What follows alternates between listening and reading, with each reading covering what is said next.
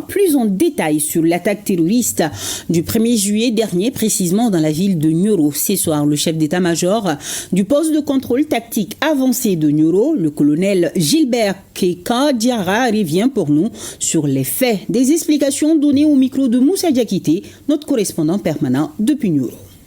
Le mardi 1er juillet, la ville de Nioro a subi une attaque complexe terroriste.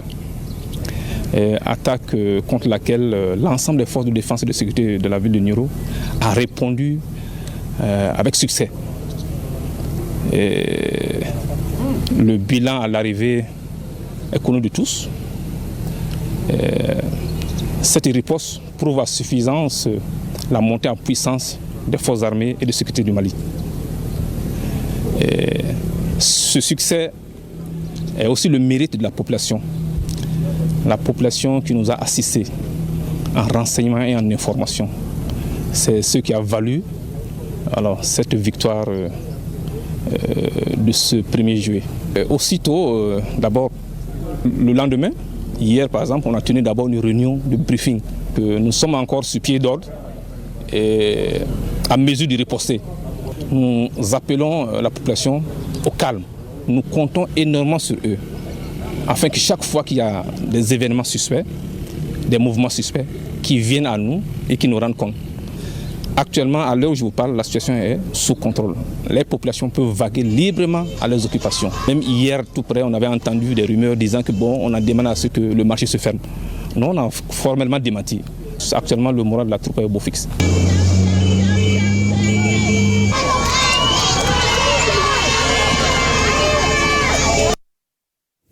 Oui, porté par l'élan d'un peuple résolu, les forces armées maliennes ont protégé avec force et abnégation les populations maliennes contre les groupes terroristes dans les régions de Kay, Nioro et Ségou. Une opération coordonnée, rapide et efficace a permis de neutraliser plusieurs assaillants et de repousser la menace. Dans ce climat de menaces, d'attaques, de destruction de l'économie du pays, de viols, de mariages forcés, les autorités appellent à la vigilance de tous. Il ne s'agit pas de rendre justice, mais que chacun, dans un élan civique, choisisse la voie de la dénonciation. Suivant l'édito de la rédaction avec Garibou Pérou. Vent de feu et de courage a soufflé fort dans les régions de Kay, Nioro et Ségou. Les forces armées maliennes ont porté des coups décisifs aux terroristes qui ont attaqué ces trois régions. L'ennemi a été mis en échec, ses prétentions à faire fléchir une nation debout déjouée.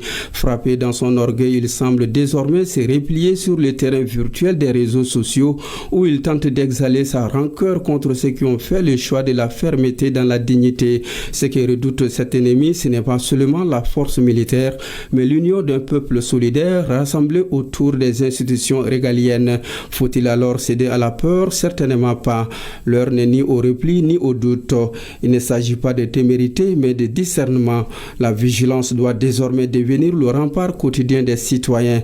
Elle est l'arme silencieuse mais efficace d'une population éveillée, consciente que la sécurité est un chantier collectif. L'ennemi dans son plan cherche à répandre le froid dans le cœur malien. Pourquoi porter atteinte au bien des paisibles citoyens? Mais cette tentative ne fait que raviver un courage ancien, celui hérité des générations de guerriers. Chaque refus de céder, chaque rejet de la compromission, chaque jeune qui se détourne de la voie de la violence constitue une victoire pour le pays. La flamme de la paix et de l'unité est rallumée. Ni le tumulte des armes, ni les menaces numériques ne pourront l'éteindre tant que demeure la détermination d'un peuple à défendre sa souveraineté. Loin de confondre avec la peur, chaque Malien doit être vigilant.